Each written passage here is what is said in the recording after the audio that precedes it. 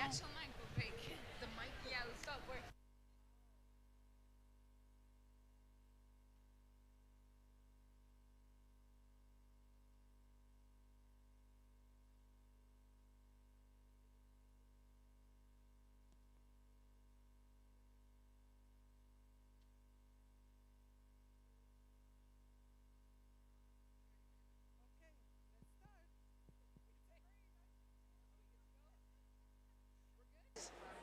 Yes, okay.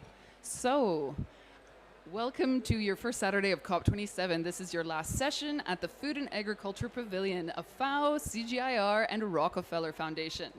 So, we had a plan for genetic resources for climate adaptation today. And since then, the plan has changed a little bit. So we'll have some opening remarks that maybe arrive in the middle. Then we may have a panelist arriving late. And then we may have a mystery panelist who will arrive online at a non-determined time.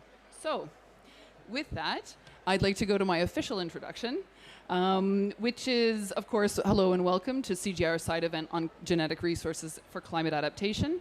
Today we will be welcoming leaders from pillars of genetic resource management who will give us a broad understanding of where we stand with Genebanks, why they're important, and what we need to make sure that long-term viability is ensured. We currently have 3 of these leaders. Hopefully 2 more will join us. And so we'll be framing this event in a slightly different way than others. That is, there's no slide deck. There is just chatting, and hopefully amongst colleagues and friends who really know their work and are keen to share what they're doing. So, if I can move swiftly on, I'd like to introduce, the panelists will introduce themselves, introduce what they do, and kind of why genetic resources are important for climate adaptation. Mariana, can I hand over to you? Thank you, Mary Margaret. Thank you for those that are here and those that are joining us online.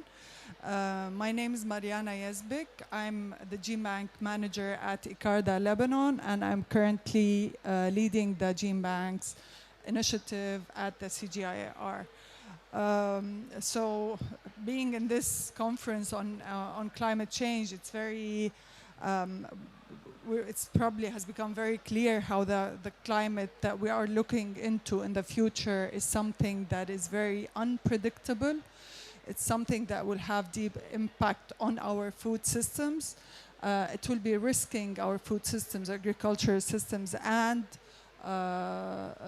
nutritional security. And considering how unpredictable the future will be, it only makes sense that we would keep our options open, is to have as much broad genetic diversity and crop diversity needed so that whatever scenarios we'll be facing in the future, whatever climate changes and climate challenges we'll have in the future, we would have the necessary tools that will enable us to face them, that will enable us to improve our crops and our agricultural systems to be more resilient and tolerant to the unknown challenges. At the CG, we have a crop diversity collection that is vast. It's housed in 11 CG Genebanks.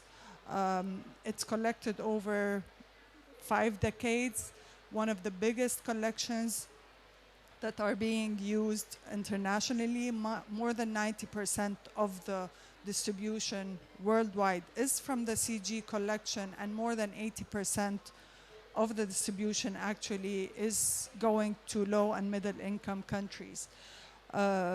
This collection is actually improved varieties, local varieties, and crop wild relatives of 23 major crops, and of course there are forage and rain species, native and wild species related to those crops. The collection is held in trust with the CG, which means that we do not own the collection.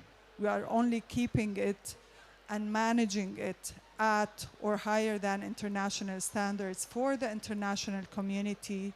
We provide the germplasm for users worldwide to be used in research, breeding, and conservation, and all the distribution and the use is according to policies and rules and regulations that are defined by the International Plant Treaty for Plant Genetic Resources for Food and Agriculture.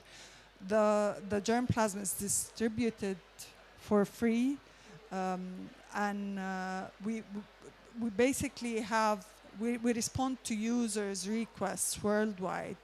And this is very important because the relationship we have with our users within the CG and outside the CG is something that we put a lot of effort on. It's a partnership, and it's something that guides us so that we can maintain and improve the utility of our collection, so that actually responds to their specific needs that are being determined by the ongoing climate change.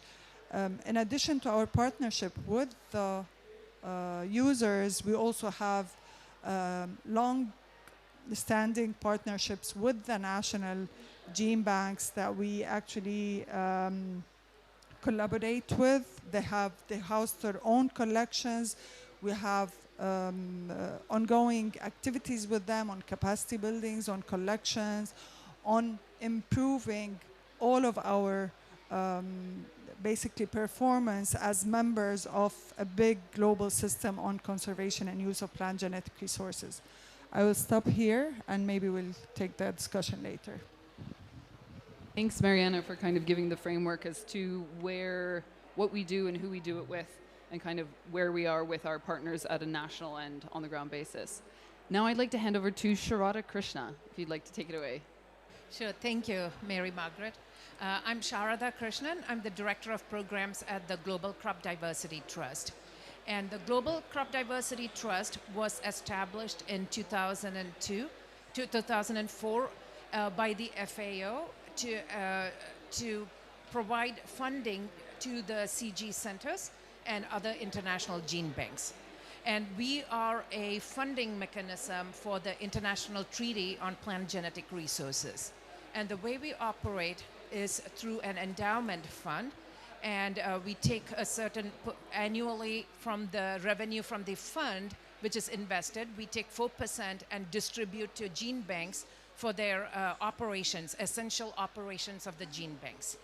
And so the way we do it is we did an assessment of all the CG centers, and we have identified costing of each of the centers. And we have what we call a long-term grant, and it provides funding for part of their operations to bring them up to standards, and based on the assessment where they need to reach those standards. And once they have reached the standards, we convert it into a long-term partnership agreement. And the long-term partnership agreement provides full funding to the gene banks on their essential operations.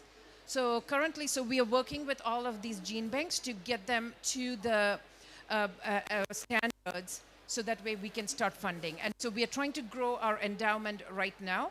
And so once the endowment reaches capacity, our goal is to ensure that all crop genetic resources are protected. And so protecting these crop genetic resources is vital for us to face any climate disasters, climate change, the causes of loss of diversity, because a lot of the diversity is being lost in the field as well as in the wild. So we want to ensure that these are protected, and that is why we are, the endowment fund is set up to provide that funding in perpetuity. And we also, through our projects, work with national gene banks to ensure that different countries have very specific diversity that are unique that are very useful to the local communities. And so by working with national gene banks, we are ensuring that those local diversity is also protected. So I'll stop here. Great. Thanks, Sharada. Did you want to say anything about New Zealand?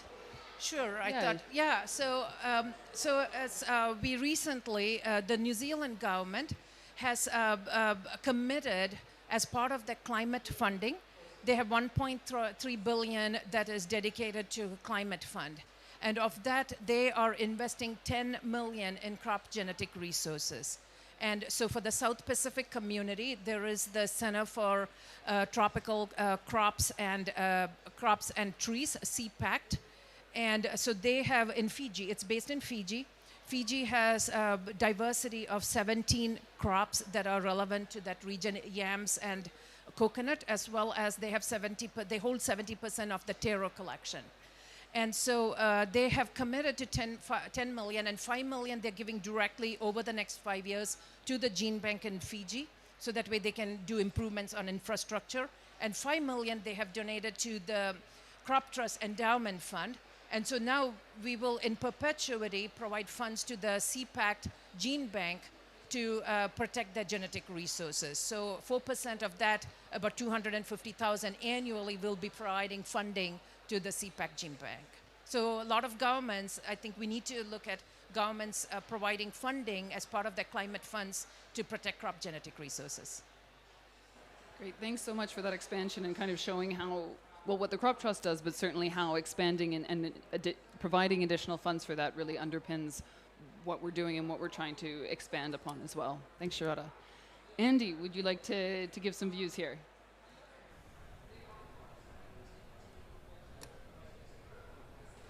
Hello, hi.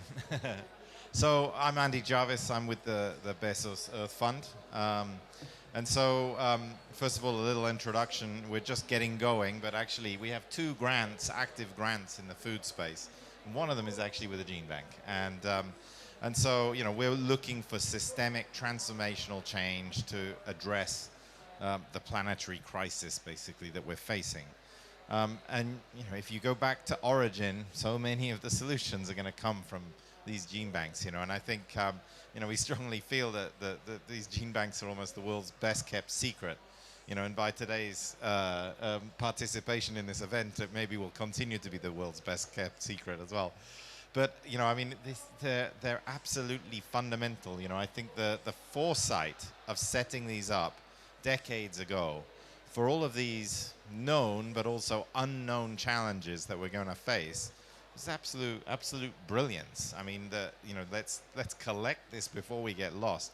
I don't know, whoever, you know, the people, these ideas are often, you know, through conversations, and it's, I mean, gene banks have been around for 50 years more. I mean, but it's really such a fundamentally important thing in today's society that we have this, right? You know, and I think we've dodged so many bullets over the last decades thanks to these materials that are in the gene bank. Today, what we're facing out there is a true climate emergency. And again, I think, you know, the gene bank, we go back to there to find some of the solutions for it. It's absolutely critical. And so, you know, we're very, very appreciative of everything that the Crop Trust is doing. Very much fans of the collections around the world, including those in the CGIAR. We were inspired by one particular, and we actually had Jeff Bezos and Lauren Sanchez visit the gene bank in Cali, Colombia, the Alliance of Biodiversity in Seattle. And so, you know, they saw firsthand the bean collection and the forage collection. We're very compelled by just the idea of, you know, these little seeds held in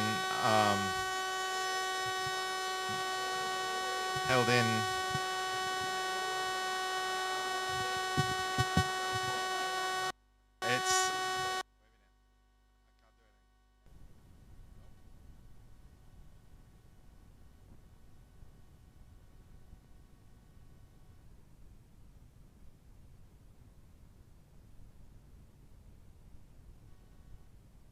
okay, there we go. Is that better? Okay. So they were incredibly compelled by you know, the story that these little seeds in little packets can contain the solution for so many of the problems that we're facing, you know. And so, you know, today's session is talking about, and so out of that, there was a $17 million investment in both the infrastructure, the facility, but then a large part of that money is also for research to explore new things that are sat in that gene bank. And so, you know, today's session talks about, you know, climate proofing future food systems, but it's, you know, it's not just climate proofing, but it's also, there's a big sustainability angle, you know. And I think, you know, one of the pieces of work that we're doing with that money is looking at the carbon sequestration. And so go back to these seeds And what is there in all of these collections in there that can help solve the climate crisis, not just confront it and adapt to it, but also reduce emissions. And so, you know, the magic there is in roots, and the magic is in nitrogen fixation. It's looking at things like shade tolerance, so that we can get more agroforestry in. And so there's, you know, again, I think we go back to these collections. We never set them up thinking about some of the problems we'd be facing. But again, they're these generic kind of collections that have incredible value for any problem that we confront in the world. And so I think they're absolutely critical. It's great to be on this panel talking about this.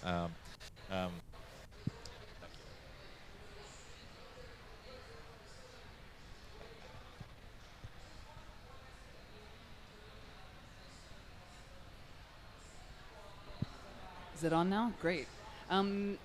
Yeah, I mean, it looks, Mariana, by all means, please follow up on that.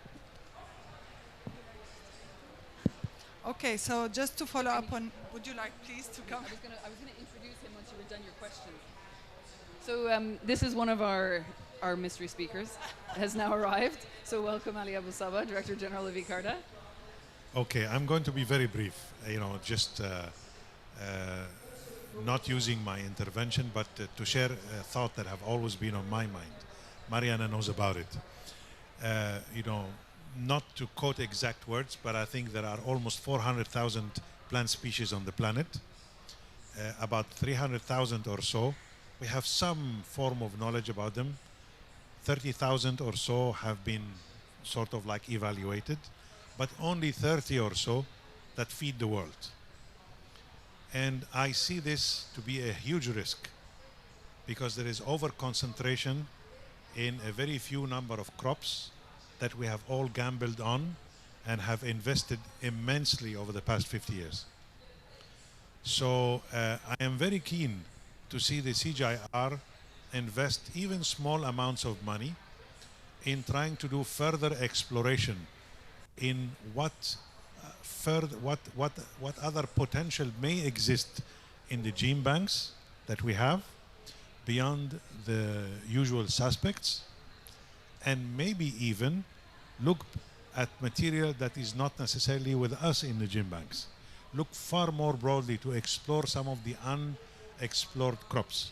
And I will not say the neglected crops or the orphan crops, because the solution for the future problems may lie totally outside this group that everyone has been working on. So actually in ICARDA, one of the CGIAR centers, like you all know, I'm trying to actually put a small seed money to encourage the scientists to think outside the conventional way. We still continue the gene bank operations, following the protocol, doing all the compliance issues. Mariana is working by the book. Yeah, I think our gene bank was evaluated very high, but I don't want us.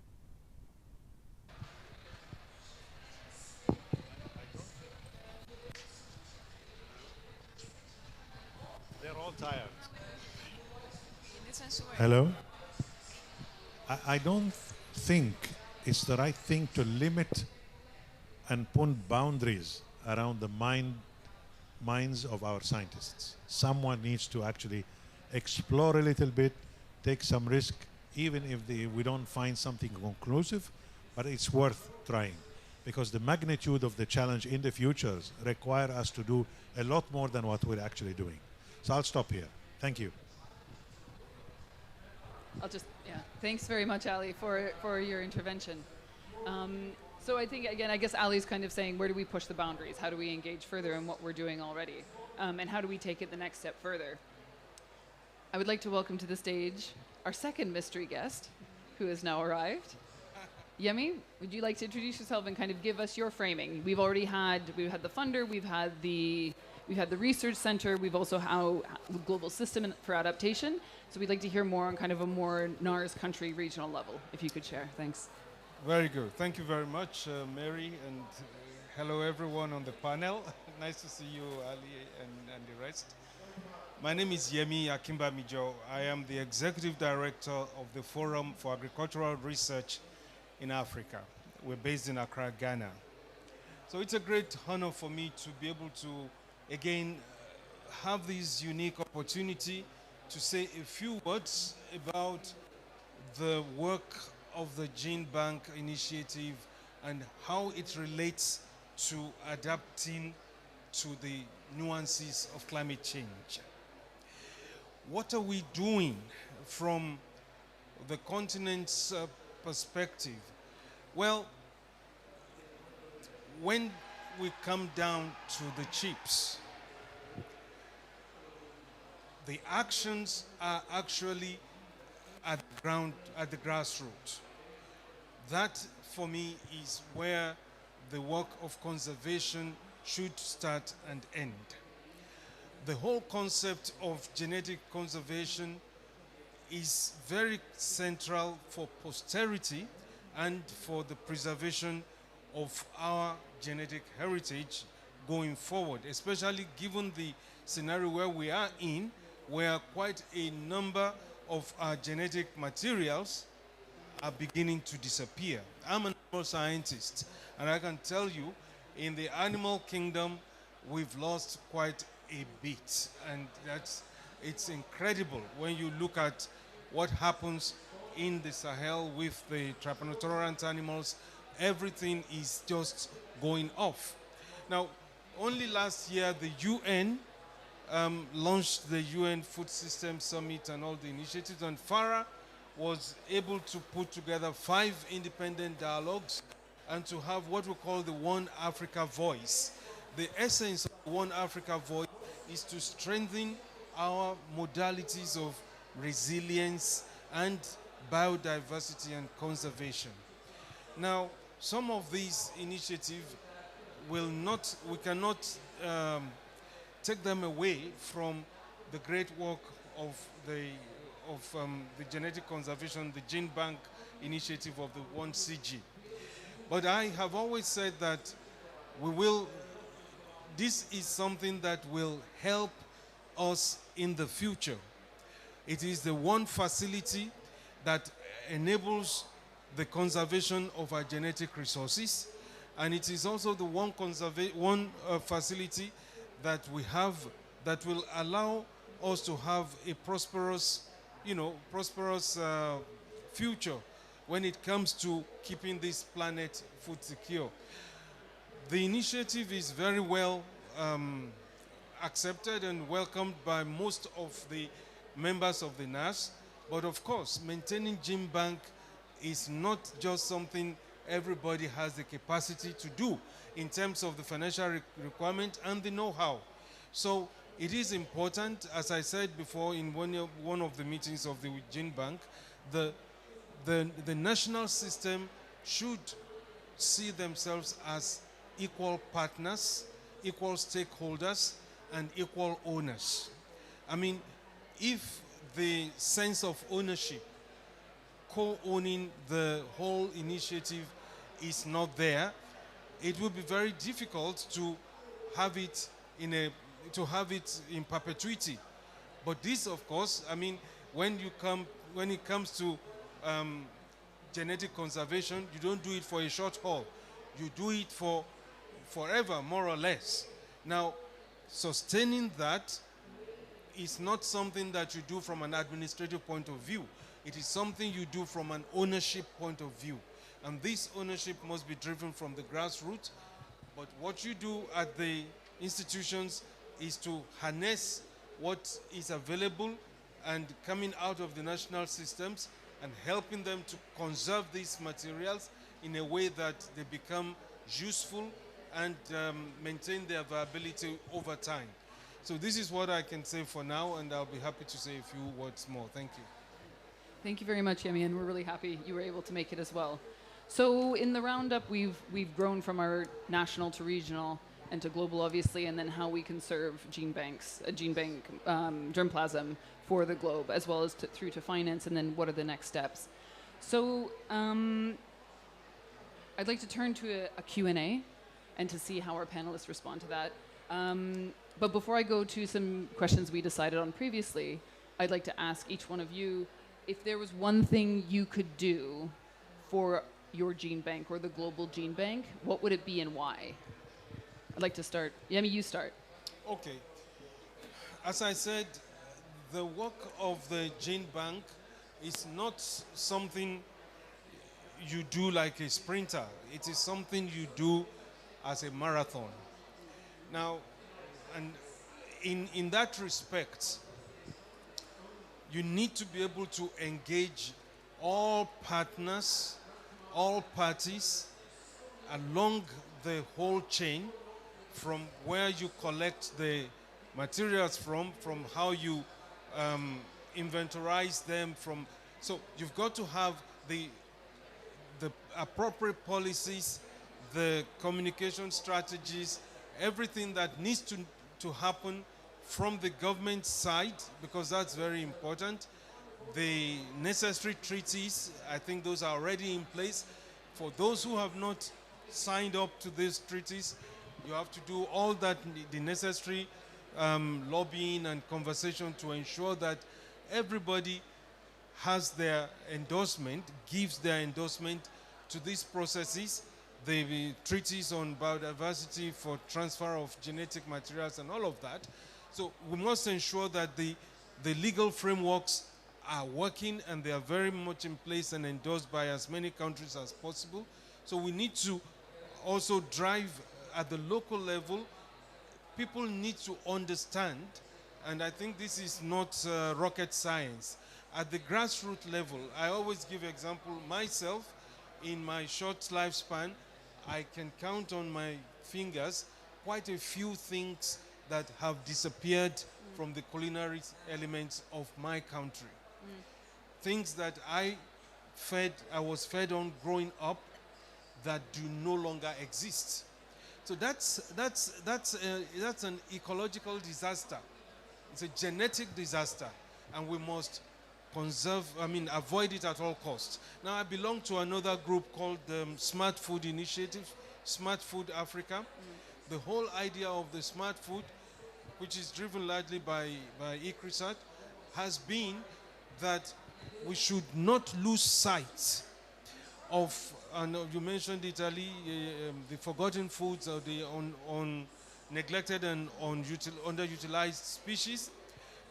I was speaking in Rome last week or 2 weeks ago at the Committee for Food Security, and I made a statement that when I was growing up, rice was eaten once a week. It was a Sunday food. But we were not hungry during the week. But today in my country, rice is every day. So rice displaced something.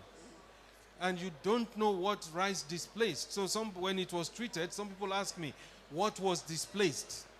So I thought back, because the displacement was gradual.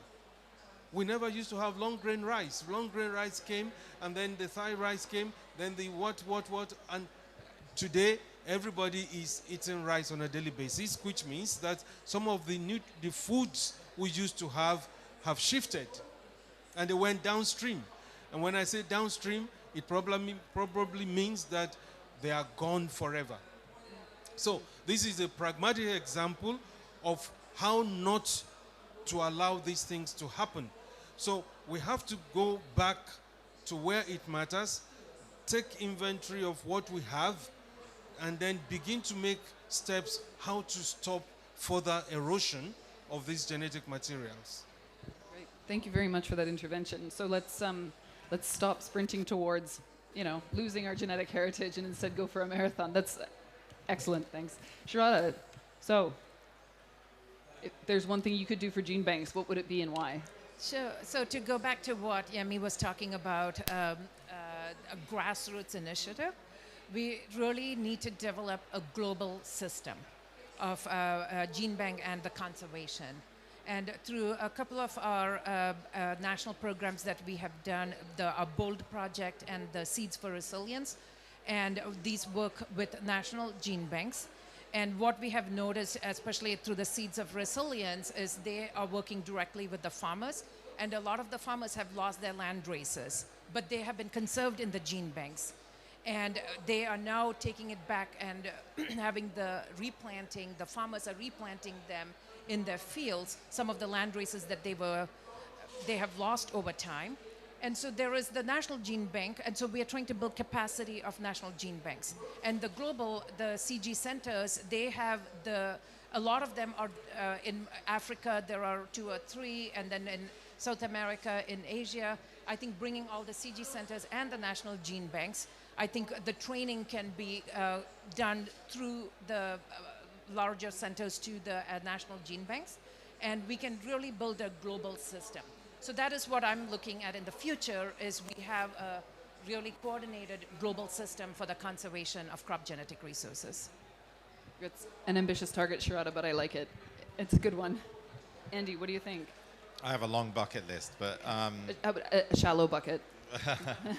but I mean, there's so many. I mean, I think they're not known enough. They're underexploited, and I mean, it's a long list. But I'd make them famous. I think I'd love to make gene banks more famous, and make them start by maybe changing the name. A gene bank sounds like you're going to get ill when you visit, but you know, I mean, I think it's such an amazing source of cultural heritage.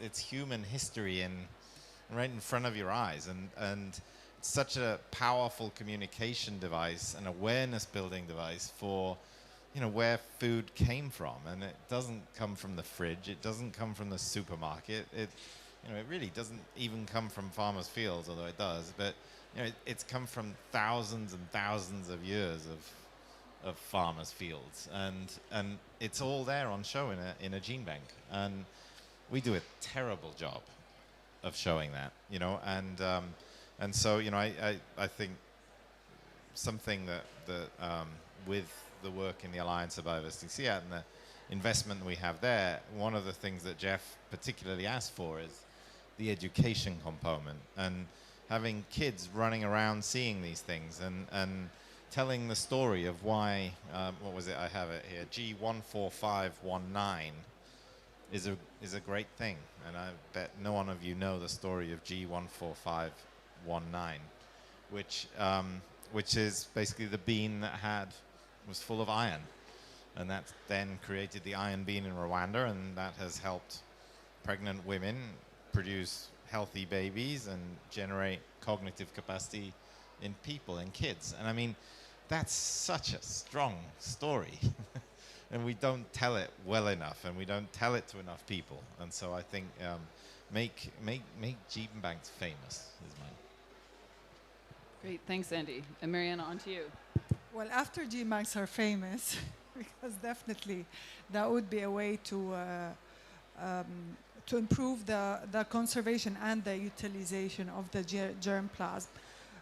I think encouraging the direct use of the germplasm by farmers and by other users working on land restoration is something that I would really put a lot of effort in.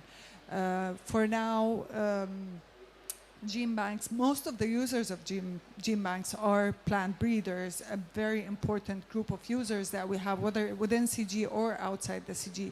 But I think this is also relates back to what Mr. Ali said, is that it kind of limits the use of the diversity to a very small portion of what we have. We have big, vast diversity, whether it's already in our gene banks that is still not used by farmers and by ecologists and by biodiversity conservationists and everybody else, and outside our gene banks, which is, again, it connects back to what Sharada said about, and what Yemi said about what's out there in other gene banks, other collections, and the national gene banks. So it's basically pushing the walls. It's showing how big this collection is, whether it's in our gene banks or out there, and how actually we can use it to make it worth the investment, basically. Great, thanks very much, Mariana. Ali? Multiply the funding for the gene banks by 10 and direct a good portion of it for further collection of whatever we don't have yet before it disappears, and significantly scale up the exploration, the evaluation, characterization, and all the technical jargon that you guys use. Thank you. Thanks very much, Ali. This is for Sharada and Andy, since they're both donors. So no pressure, Funding guys. agents. Great, thanks very much for that rapid fire round. So just kind of back on track, Mariana, I was wondering, so the focus of the 1CG Genebanks is just 23 crops. So that's cassava, sweet potato, rice, wheat, beans, and maize. And it's unlikely to capture the diversity of the necessary traits that really farmers need, or traders need, producers, processors needs, and probably people tracking nutrition needs as well. So how will these seeds now contribute significantly to the challenge of need for greater dietary and agrobiodiversity now and in the future? Well, it's true that challenges that we are facing with the new climate changes are huge, and saying we as Genebanks play a major role in facing those challenges with only a collection that focuses on 23 crops is something that's a little maybe it might not be understood that much. We cannot as CG Genebanks do everything. Should not be doing everything. We should be partnering with national Genebanks that are housing a lot of diversity out there, except that it's not very well conserved. Some of those Genebanks, as Yemi has mentioned, they don't have the resources needed for the maintenance and the management of the collections. And this is where the CG Genebanks role really comes as a leading organization, as an organization that has accumulated knowledge in the field of Genebank management for 5 decades, is to actually start putting that, investing in transferring this knowledge to other Genebanks so that the diversity that's out there in other national Genebanks becomes well conserved, well available for users, and very well characterized and available, accessible, the germ plant as well as the associated information with those germ plants, so that we can actually use them in the crop improvement in facing those new challenges that we will have in the future. I just want to highlight one idea, is that transferring, once we have a disaster, a climatic disaster that hits, it will take years to find out and discover the trait that is needed, the desired trait that is needed, and transfer it into the elite material of our crops. This is something that we cannot afford to do anymore now. We need to make this whole process of discovery and deployment of the desired traits from the Genebank collections into the cultivated material much, much faster. And this is where science and innovation comes. This is what we are putting a lot of effort and investment in, of course, with partnerships with other breeders and biometricians and genomic scientists and everybody else, so that we can make this much shorter and respond in a timely manner to the challenges that we will have. Great, thanks very much, Mariana. So moving on, I guess, sorry, is this still on? Sorry. Thanks for sharing a bit more about especially what happens if there's that climate disaster. We don't have 5-10 years to really find which trait there is. There will be nothing in the soil and nothing to grow, basically. And I think we're probably moving quickly towards that.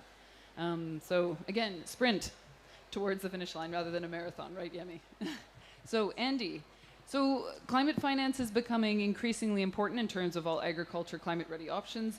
Obviously, private-public partnership has been mentioned a lot at this COP and is a big part of the Together for Implementation mandate, I think. So how do Genebanks fit in within this? And then really, how do we increase funds to Genebanks from climate finance? Obviously, if Ali had his way, we would just multiply everything by 10. Unfortunately, we can't necessarily make that happen. So what should we be doing? I mean, I really think Genebanks has an underexploited potential in accessing climate finance for Genebanks. And you know, I mean, if you look across the world, so much of adaptation that's happening in the agriculture sphere right now through improved crops that are heat resistant, drought resistant, all of these things. What's the motor behind it? It's material coming from the Genebanks, you know. And I think the problem is we've got the carbon in the wrong place, and the means of getting the carbon in the right place is through plants, through leaves, through stems, through roots, and get it back into a place where it provides life. And we have incredible diversity in nature, in our collections, that can help boost that and be a solution to the climate crisis. Great. Thanks so much, Andy. I mean, I guess it's really apparent that we're not looking at all the options, just like we're looking at more kind of the nexus approach for the agriculture that we do. Where does Genebanks fit in that, for instance? Where is it being discussed and things like that? So there's still a lot of work to do on where it fits and how we make it fit. Yeah, and we're missing tricks. I mean, we just don't even know what we have in these collections to do this. And, you know, so I think you've got to make that case. We need the climate finance for them. Yeah, absolutely. Thank you. So Sharada, since you're a funder on the board here, so what do you think needs to change now to ensure short and long-term support to Genebanks? And then broadly, I guess Andy's kind of touched on it, but like, how do Genebanks fit into the climate emergency, and where does this all sit together in terms of providing better options? Sure.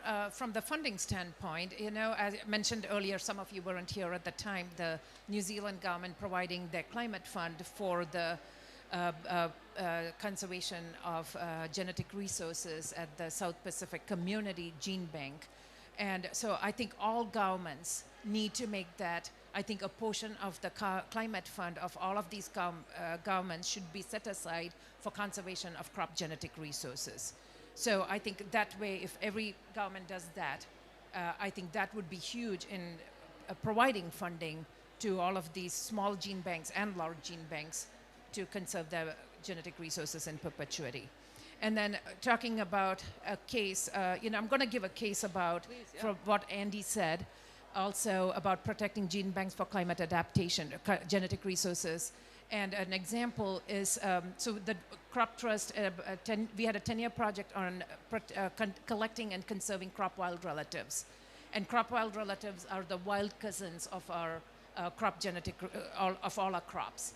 And so the crop wild relatives are critical for adaptation to climate change, and they may have adaptation potential because over domestication, we have lost many of the genes that confer these adaptation to our crops.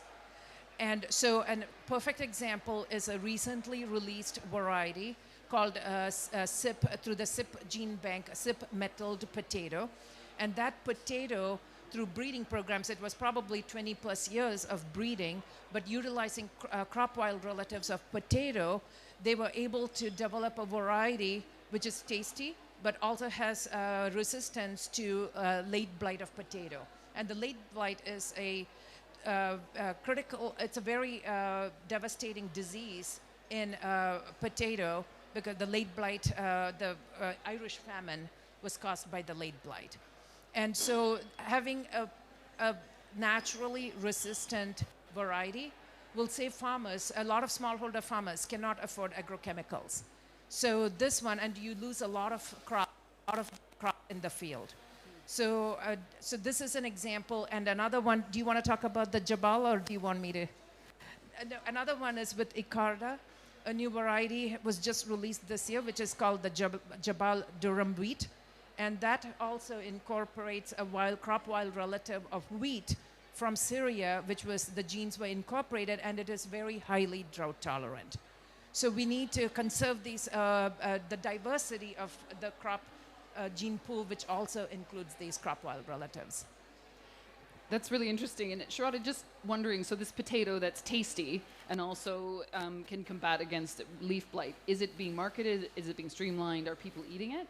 Yes, and so this was, a lot of it was, you need to involve the farmers in these, when new varieties are developed. So it has to be a participatory process. And in both with Jabal as well as with the metalled potatoes, the local farmers were involved, and it was until they adopt culturally, if it has to taste like the potatoes that they are used to or the wheat that they are used to, I think then you won't get them to adopt it. So I think both these varieties were selected based on farmer inputs. Great. Thank you for expanding on that. It's amazing to hear as well what we're doing in the CG, really what you scientists in your gene banks are producing, because often it's not shared as widely as it would be great to know, and then really how that will impact on people's lives. Yemi, Yeah. I have a question for you. Yes. So how do we ensure a solid repository of germplasm? And then you've alluded to this, I think everyone's kind of alluded to this. How do we ensure that there's really a sense of belonging within the national system? Obviously, we're losing germplasm if we're not funding systems, but how do we engender that feeling of engagement and togetherness on this? Right. One bullet answer is communication. Communication. Now, what does that mean? I was actually going to ask for the floor to say a little bit about it if you had not asked me. What it means is, you know, we are speaking, preaching to the converted on this platform. Every one of us here understands the rationale for a gene bank. But where it matters the most, that concept is so distal. They don't know it. Now, I was speaking with a scientist friend of mine. I walked into his lab, and he told me about the concept of the history of climate. Now, I've never heard that before. The history of climate. And I linked it with the conversation we're having. This was in ICRAF. And he was telling me that just by cutting a trunk, when you look at the concentric circles and all the circles there, you can tell when there was a drought and how the plant reacted to it. You can tell. So a lot of things are actually encapsulated in there. By the same token, some of the genetic resources we've got lost. They got absorbed because they couldn't withstand the stress of the moment. But those that withstood the stress of the moment it meant that they had some genetic attributes. We didn't appreciate or recognize those as a unique attribute, but we saw them as, yet, this is another crop that has survived, or this is another crop that we are harvesting.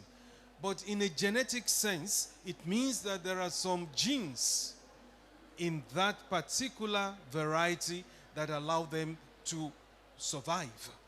Now, that, if you stretch that, what we have in the repositories we have in the gene banks, that is an enormous deposit beyond billions of dollars, which means that in order to respond to crises of the future, the gene bank is a repository that we only can lean back to. So if we are able to communicate the importance of this concept of gene or genetic conservation to at the country level, and politicians and farmers understand that it is beyond just give me the seed of today and let's keep it somewhere frozen. But to understand that we're actually taking something that will build the history of the future, not necessarily of the past, but the history of the future is in our hands. And when the future arrives, you are equally prepared to meet the challenges of that moment. That's the beauty of gene banking. And so if we are able to communicate this to those who should have the sense of ownership, commitment in terms of financing gene banks, and also giving the human resource to maintain gene banks, even if you don't have the facility for in situ or in vitro conservation, where you have to keep pouring liquid nitrogen, leave it there. At some point, they will be able to contribute whatever they can, and hopefully, when it's properly communicated, it will propel some action on their part, and you'll see the reactions on their part. Great. Thank you very much, Yemi, for your intervention. I have one question left for the panelists. And I want to see if you can keep it to 10 words each. So if genetic diversity is held within and by countries themselves, what is the actual added value of a global curation? So this panel, who we're all speaking to the converted, so what is the value? What is the value of us here if everything is held by the countries themselves? I don't think it should be. I think it should be a regional public good. It should not be the case that every country is the repository of genetic resources. That's not going to be sustainable. We need to develop, oh, you said 10 words. I said 10 words. So we need to have that's a great 60 regional words, public yeah. goods. Thank Fantastic, thank you. Shirata, what do you say? So, you know, some of the crops are always going to be regional. And that is always important that they have regional protection. But I think there are global crops that need to have a much more global mandate. Perfect, thank you. Andy? It's human heritage, and in a planetary crisis like the one we have right now, you need to be able to access our heritage to solve tomorrow's problems. Great, thank you. Mariana? Well, I don't think everything is held already in the National Gene Bank, so I think that the international regional collections in a way actually complement what's in the National Gene Banks. So we just need to work together as one global system, as Sharada mentioned. Great, thank you. So we've all spoken a lot. I was going to give the last word to... Do you want to... It's okay, you can ask questions because without it. Do you want a final word, Ali, before you go?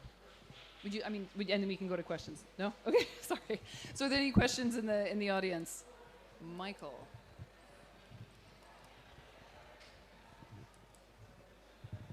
I think the interesting question for the gene banks is really how much is enough? Because I see CIAT and ICARA sitting there together.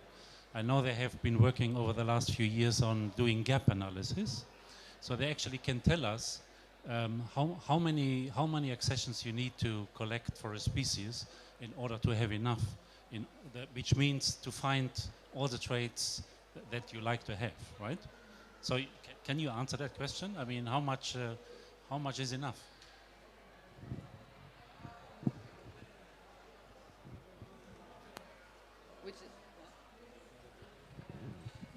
We don't know how much is enough because we don't know what we're collecting and what we're conserving. Yesterday in webinar, our colleague Sarah Hearn from CIMMYT was saying that breeders go to the gene banks as if they're going looking for ingredients in a supermarket with everything unlabeled.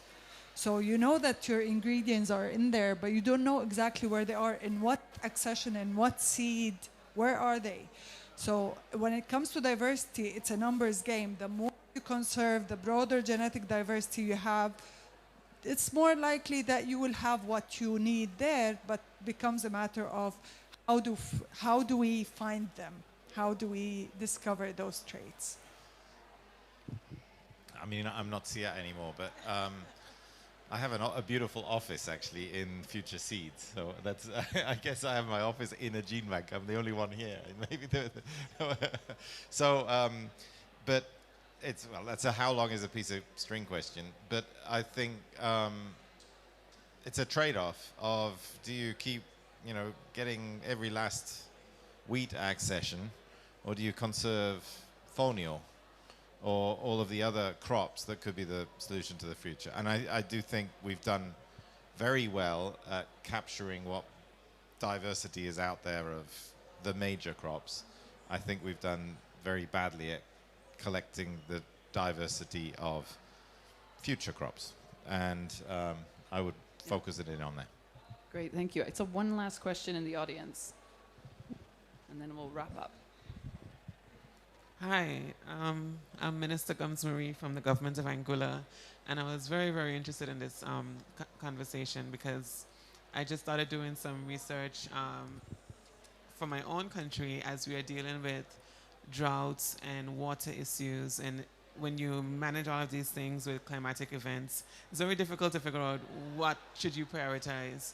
But I guess my question really would be for the panel is how do you manage what is necessary now, because there is need for genetically modified seeds in the present, and balance what is necessary for the future? How do you manage that, and how can governments sort of incorporate that in national development planning?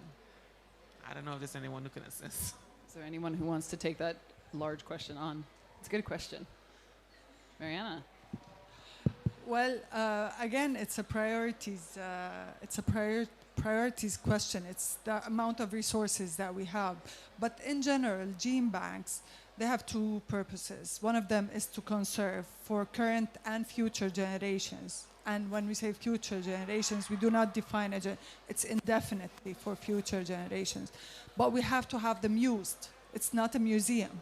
So we have to make sure that it's used. And when we talk about use, it's determined, the priority of what is that use is determined by the current users now. Every country has its own priorities, its own challenges, every region. So it's responding to those current uses and needs. That is what determines, what to do with the germplasm. But definitely enough resources need to be put so that those collections are maintained indefinitely for us now and for future generations. Great, thank you. Anyone else who'd like to say anything else? No? Well, then to quickly wrap up, thank you very much to the panel and everyone who joined. It sounds like what we need to invest in this collection. We need to invest in our partnerships. We need to invest in a global system. We need to invest in our communication, both within and outside the gene bank, and then streamlining that through how we look at climate adaptation. We need to invest in our resources, so collection, the people, the funding, the tools, and also, of course, partnership, and especially invest in the sense of belonging. The only way we'll get from now to the future and include our diversity will to ensure that we bring everyone along with us. So thank you very much, our panel for this side event, and have a lovely weekend.